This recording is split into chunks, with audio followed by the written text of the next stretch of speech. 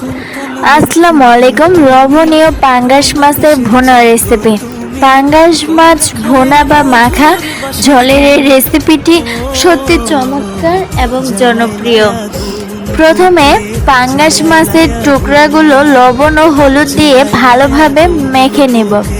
কড়াইয়ে তেল গরম করে মাছগুলো এপিট ওপিট লালচে করে ভেজে রাখবো। মাছ ভাজার তেলের মধ্যে পেঁয়াজ কুচি দিয়ে দেব। পেঁয়াজ লালচে হয়ে গেলে এতে পরিমাণ মতো হলুদ গুঁড়া, শুকনা মরিচের গুঁড়া এবং পাটায় বেটে রাখা জিরা ও রসুন বাটা দিয়ে দেব। সামান্য পানি দিয়ে মশলাটি খুব ভালোভাবে কষিয়ে নেব যতক্ষণ না মশলার ওপর তেল ভেসে ওঠে। মশলা ভালোভাবে কষানো হয়ে গেলে আগে থেকে ভেজে রাখা মাছগুলো কড়াইয়ে দিয়ে দেব। মশলার সাথে মাছ একটু নেড়েচেড়ে পছন্দ মতো ঝোলের জন্য পরিমাণ মতো পানি দেব। এবার ঢাকনা দিয়ে ঢেকে কড়ার আঁচে ফোটাতে দেব। ঝোল আপনার পছন্দ মতো ঘন বা মাখা মাখা হয়ে আসলে নামিয়ে নেব।